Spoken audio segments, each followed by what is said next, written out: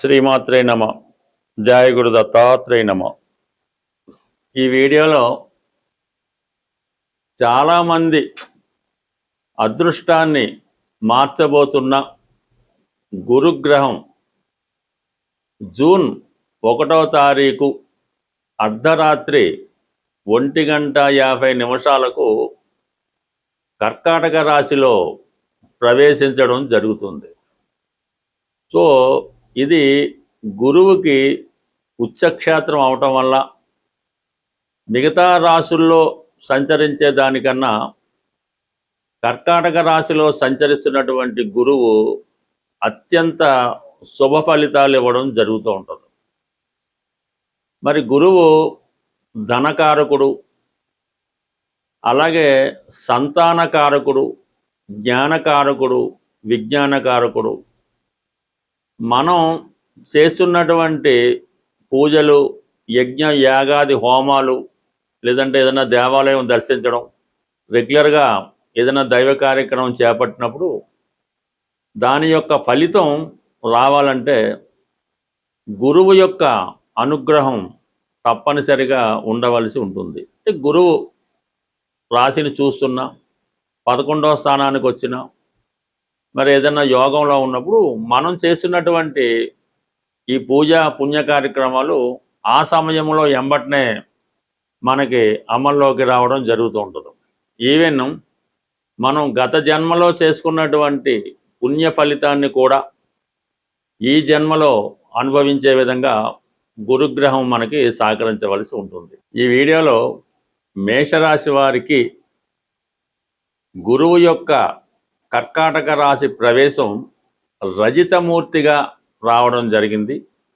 మరి మేషరాశి వారికి గురువు రజితమూర్తిగా కర్కాటక రాశిలో 153 రోజులు ప్రయాణించడం జరుగుతుంది. అంటే వీరికి ఈ హంస మహాపురుష యోగం అనే ఒక యోగం ఏర్పడుతుంది. ఎందుకంటే చంద్రుడు మేషరాశిలో ఉండగా మీరు జన్మించారు.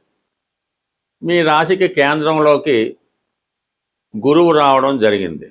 దీనివల్ల మరి ఏర్పడినటువంటి హంసమహాపురుష యోగం జాతకుడికి చాలా ధైర్యాన్ని, వారి యొక్క ఫేస్లో ఒక ఆకర్షణ పెరుగుతూ ఉంటుంది, ఆరోగ్యకరంగా ఉంటారు.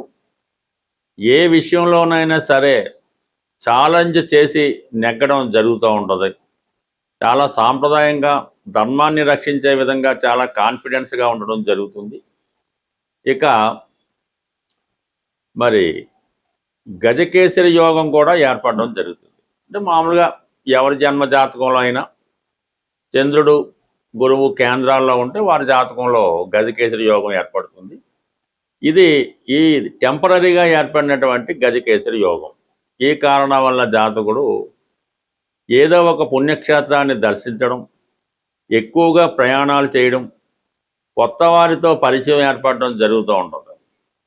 చాలా అధికారంతో ఆకర్షణీయంగా ఉన్నటువంటి స్త్రీలతో పరిచయం ఏర్పడుతూ ఉంటుంది.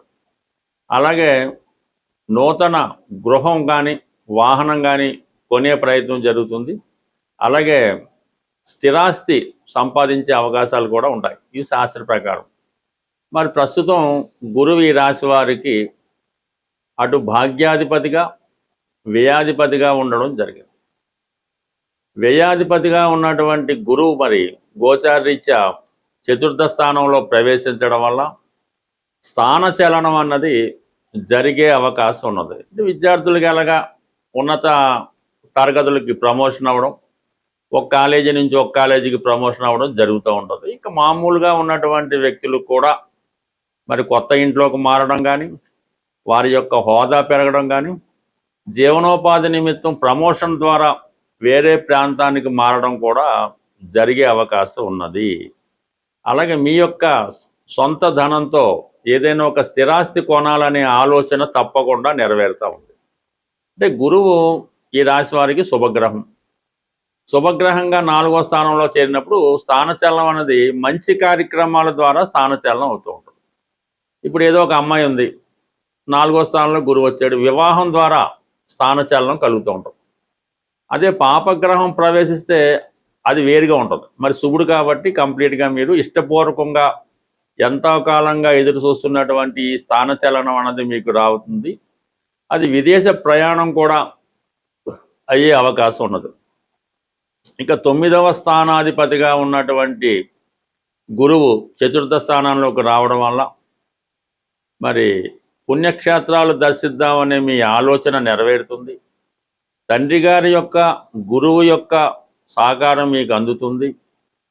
మీకు పెద్దవారి పేరుతో ఉన్న స్థిరాస్తి కానీ లేదంటే ఒక బహుమతి రూపంలో కానీ, అంటే తండ్రి గారి ద్వారా కానీ గురువు గారి ద్వారా కానీ, ఈవెన్ మీ యొక్క సంస్థ యొక్క యజమాని ద్వారా మీకు ఒక గొప్ప విలువైనటువంటి కానుక రావడం జరుగుతుంది. అది ఏదైనా ఒక గృహం మీకు ఇవ్వడం కానీ, లేదంటే మీరు ప్రభుత్వం ద్వారా ఏదైనా గృహం మీకు లభించడం కానీ, ఏదైనా ఒక స్థిరాస్తి మీ పేరున రావడం జరుగుతూ ఉంది. అలాగే ఒక పుణ్య కార్యక్రమం మీ గృహంలో జరిపించుకుంటారు. అది సత్యనారాయణ వ్రతమా, మీ అమ్మాయి లేదా అబ్బాయి యొక్క పెళ్ళ, ఏదో ఒక శుభకార్యం మీ గృహంలో జరగడం వల్ల చాలామంది బంధువులు మిమ్మల్ని చాలా పొగట్టడం కానీ జరుగుతూ ఉంటుంది. మీ యొక్క నేమ్ అండ్ ఫేమ్ కూడా పెరిగే అవకాశం అయితే ఉన్నది. సో ఏదైనా కర్కాటక రాశి వారికి ఈ రాబోయే 153 రోజుల్లో ఏదో ఒక మంచి జీవితాంతం గుర్తుండిపోయే విధంగా జరిగే అవకాశం ఉన్నది. మరి ఈ కర్కాటక రాశి వారు మరి గురువు యొక్క అనుగ్రహం మరింత పొందాలనుకుంటే తరచుగా శివాలయ దర్శనం కానీ, దక్షిణామూర్తిని ఆరాధించడం కానీ, గోవుని పెంచడం కానీ, గోసేవ చేయడం కానీ చేస్తే సంపూర్ణంగా మీ యొక్క మనసులో ఉన్నటువంటి కోరిక తప్పకుండా నెరవేరుతుంది. గృహంలో ఉన్నటువంటి చాలా సమస్యలకి ఇప్పుడు పరిష్కారం దొరుకుతుంది. ఈ గురుగ్రహం ఒక జాతకుడు ఆ వ్యక్తిగతంగా అతని జాతకుడి మీదే కాకుండా అతని యొక్క సంతానం మీద, వారి యొక్క తండ్రి గారి మీద, అతని యొక్క భార్య మీద ఈ ప్రభావం చూపడం జరుగుతుంది. అలాగే మొత్తం ఆర్థిక వ్యవస్థ, జాతకుడి యొక్క ధన ఆదాయం కానీ వ్యయం కానీ ఇవన్నీ కూడా గురుగ్రహ అనుగ్రహం ఉంటేనే జాతకుడు పొందగలుగుతూ ఉంటాడు. అందుకని ఈ గురుగ్రహం మార్పు కోసం మరి చాలామంది ఎదురు చూస్తూ ఉంటారు. ఈ గురువు మారినప్పుడల్లా ప్రతి ఒక నదికి మరి పుష్కరాలు రావడం జరుగుతుంటుంది. ఆ పుష్కరాల్లో అంటే ఏ నదికైతే పుష్కరాలు వస్తాయో ఆ నదిలో స్నానం చేయడం వల్ల జాతకుడు ఈ జన్మలో చేసుకున్నటువంటి పాపకర్మలు నశించి పుణ్యకర్మలు పొందడం జరుగుతూ ఉంటుంది. అటువంటి గురుగ్రహం ఈ జూన్ 1వ తారీఖు అర్ధరాత్రి కర్కాటకంలో ప్రవేశించి ఇంచుమించుగా మనకి అక్టోబర్ 31వ తారీఖు వరకు ఇదే రాశిలో సంచరించడం జరుగుతుంది. సుమారు 153 రోజుల పాటు సంచరిస్తున్నటువంటి ఈ గురుగ్రహం ఉచ్చస్థానంలో మరి కొన్ని రాశుల వారికి హంస మహాపురుష యోగం అనే ఒక పంచమహాపురుష యోగాన్ని ఏర్పాటు చేస్తుంది. మరి కొంతమందికి గజకేసరి యోగం అనే గొప్ప యోగాన్ని ఇవ్వడం జరుగుతుంటుంది. అంటే ఇంచుమించు ప్రతి ఒక్కరి జాతకంలో కూడా ఈ గజకేసరి యోగం అన్నది ఏదో కారణం వల్ల, అంటే గురుచంద్రులు కలిసి ఉండడం వల్ల, ఒకరికొకరు కేంద్రంలో ఉండడం వల్ల ఏర్పడడం జరుగుతుంటుంది. అయితే గురువు స్వక్షేత్రంలో కాకుండా ఉచ్చక్షేత్రంలో ఉన్నప్పుడు ఏర్పడినటువంటి అత్యంత బలమైనటువంటిది ఈ గజకేసరి యోగం. ఈ యోగం కొన్ని రాసుల వారికి ఈ సమయంలో ఏర్పడుతుంది. మరి దురదృష్టవశాత్తు కొన్ని రాసుల వారికి శకట యోగం అనే ఒక యోగం ఏర్పడుతుంది. అది వారి యొక్క జన్మ జాతకంలో ఉంటే ఇప్పుడు ఏర్పడబోతున్నటువంటి ఈ శకట యోగం అన్నది వారి యొక్క జీవితంలో అంటే ఈ రాబోయే 108 రోజుల్లో కొన్ని ఇబ్బందులు కూడా కలగజేయడం జరుగుతుంటుంది. మరి ప్రధానంగా ఈ గురువు ఈ ఒక రాశిలోకి మారేటప్పుడు 4 విధాలుగా ఆ రాశుల్లో ప్రవేశించడం జరుగుతూ ఉంటుంది. అది సువర్ణమూర్తి, రజితమూర్తి, లోహమూర్తి, అలాగే తామ్రమూర్తిగా ప్రవేశించడం జరుగుతూ ఉంటుంది. ఆ ప్రవేశించే స్థితిని బట్టి అంటే రజతమూర్తిగా ఎవరికైతే ప్రవేశిస్తాడో వారికి ఏ స్థానమైనా గురువు అత్యంత శుభ ఫలితాలు ఇవ్వడం జరుగుతుంటుంది. అదే లోహమూర్తి అయినప్పుడు శుభస్థానంలోకి వచ్చినప్పుడు కూడా కొన్ని ఇబ్బందికర పరిస్థితులు ఇవ్వడం జరుగుతుంటుంది. మరి ఈ వీడియోలో మనం ఈ గురువు యొక్క మార్పు ఏ రాశి వారికి అఖండ యోగాన్ని ఇవ్వబోతుంది, మరి లోహమూర్తిగా, తామ్రమూర్తిగా, రజతమూర్తిగా ఏ రాశుల వారిని అదృష్టం వరించబోతుంది అన్న విషయాన్ని చాలా డీటెయిల్గా తెలుసుకునే ప్రయత్నం మనం వీడియో చేద్దాం. అలాగే ప్రతి ఒక్క రాశి వారికి కూడా ఏ పరిహారం చేసుకుంటే మరి ఈ అదృష్టం కలిసి వస్తుంది, లేదంటే దురదృష్టం నుంచి బయటపడవచ్చు అన్న విషయాన్ని మనం ఈ వీడియోలో తెలుసుకుందాం. ఏదైనా గురుగ్రహం అనుగ్రహం అంటే ఇప్పుడు గురువు మార్పు వచ్చినప్పుడు కొన్ని రాసుల వారికి సంతాన లాభం కలుగుతుంది, కొన్ని రాసుల వారికి వివాహం జరుగుతుంది, కొన్ని రాసుల వారికి ఉద్యోగం ఏర్పడుతుంది. మరి నాడీ శాస్త్ర ప్రకారం గురువే జీవకారకుడు కాబట్టి గురువును ఆధారం చేసుకునే ఈ నాడీ శాస్త్ర ప్రకారం జాతక విశ్లేషణ చేయడం జరుగుతూ ఉంటుంది. కాబట్టి మరి ఎవరైతే ఈ శాస్త్రం మీద నమ్మకం ఉన్నారో వాళ్ళు ఈ వీడియోని జాగ్రత్తగా పరిశీలించి తగు పరిహారం చేసుకుంటే గురువు తప్పకుండా వారి యొక్క కోరికని నెరవేర్చడం జరుగుతుంది.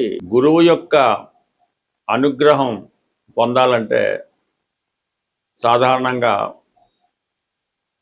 దక్షిణామూర్తి శివుడు ఆరాధన వల్ల మనకి గురుగ్రహ అనుగ్రహం లభిస్తుంది. లేదు మీకు విద్య నేర్పిన గురువు, తల్లి తండ్రి వారి సేవ చేయడం వల్ల కూడా గురువు మీకు మంచి ఫలితాలు ఇవ్వడం జరుగుతుంది. ఎన్ని పరిహారాలు చేసినప్పటికీ కూడా గణపతిని ఆరాధించడం కానీ, గణపతిని ఏ విధంగా అంటే మీ యొక్క శక్తిని బట్టి పూజించడం వల్ల ఈ యొక్క పరిహారం అంటే మనం ఏ పరిహారం చేసినా గణపతిని ఆరాధించడం వల్ల, పూజించడం వల్ల, లేదంటే ఈ గణపతి హోమం చాలా సింపుల్గా చేసుకున్నటువంటి హోమాల్లో గణపతి హోమం ఒకటి, అది చాలా తొందరగా మీకు ఫలితాన్ని ఇవ్వడం జరుగుతూ ఉంటుంది. అంటే ఇంచుమించుగా మనం ఆ హోమం పూర్తయ్యే లోపల కూడా మీకు ఆ ఫలితం వచ్చినా ఆశ్చర్యపడక్కర్లేదు. గణపతికి ఇష్టమైనటువంటి అష్టద్రవ్యాలు అంటే 8 రకాల వస్తువులతో ఈ హోమాన్ని చేయడం వల్ల అంటే అది దానికి పూర్వం అంటే గణపతి హోమం చేసే ముందు మీరు కొన్ని గురువు ద్వారా ఉపదేశం పొంది ఆ మంత్రం మీద పట్టు సాధించడం వల్ల స్వయంగా మీరు చేసుకోవచ్చు. లేని పక్షంలో ఎవరైతే ఇటువంటి హోమాలు చేసే ప్రావీణ్యం కలిగి వాళ్ళకి ఆ విద్య వచ్చి ఉంటే వాళ్ళతో అన్నా చేయించుకోవచ్చు. సో ఏదన్నా అది మీ యొక్క ఇష్టాన్ని బట్టి ఉంటుంది. మరి గణపతికి ఎక్కువగా ఇష్టమైనటువంటి కుడుములు అంటే అవే మోదకములు అంటారు, అవి గణపతికి సమర్పించవలసి ఉంటుంది. అవి 108. అలాగే అరటిపళ్ళు, అవి సంపూర్ణంగా అరటిపండుతో కాకుండా ముక్కలుగా కట్ చేసి అంటే మనం చిన్నపిల్లవాడికి ఏ విధంగా అయితే తినిపిస్తామో ఆ విధంగా ముక్కలు కట్ చేసి అరటిపళ్ళు హోమంలో వేయవలసి ఉంటుంది. చెరకు ముక్కలు, దాని తర్వాత అటుకులు, పేలాలు, సత్తుపిండి, తెల్ల నువ్వులు, అలాగే కొబ్బరి ముక్కలు, ఇవి 8 రకాల ద్రవ్యాలు స్వామివారికి ఈ గణపతి హోమంలో సమర్పించడం వల్ల విధి విధానంగా పూర్తి చేసి దీనివల్ల ఏంటంటే సంపూర్ణంగా మీకు ఇటువంటి ఫలితం అన్నది రావడం జరుగుతుంటుంది. కామన్గా ఇవి చేయలేని వారు ఏదైనా దేవాలయంలో కూడా ఈ ద్రవ్యాలు సమర్పించడం వల్ల మీకు ఆ ఫలితం పొందే అవకాశం ఉన్నది. బట్ ఏదైనా ఈ గణపతిని ఆరాధించడం వల్ల, గణపతి హోమం చేయడం వల్ల, గణపతి యొక్క అష్టోత్తరం చదవడం వల్ల, సంకటనాశన గణేశ స్తోత్ర పారాయణ వల్ల ఈ గురువు యొక్క అనుగ్రహం అనేది మీకు లభిస్తూ ఉంటుంది. అంటే గురువు అనేక కారకత్వాలు వహిస్తూ ఉంటాడు. సంతానం కొరకు ఒక విధంగా రెమెడీ చేయవలసి ఉంటుంది, విద్య కొరకు ఒక విధంగా, ధనం కొరకు ఒక విధంగా, ఈ విధంగా ప్రతిదానికి వివిధ రకాల పరిహారాలు చెప్పడం జరుగుతుంది. బట్ ఏదైనా ఒక కోరిక నెరవేరాలన్నా, జీవితంలో అదృష్టవంతుడు ఆరోగ్యంగా ఉండాలన్నా గురువు యొక్క అనుగ్రహం తప్పనిసరిగా ఉండవలసి ఉంటుంది. సో ఏదైనా గురువు అనుగ్రహం ఉంటే జీవితం చాలా సంతోషంగా సాంప్రదాయంగా నడిచే అవకాశం ఉంటుంది. స్వస్తి.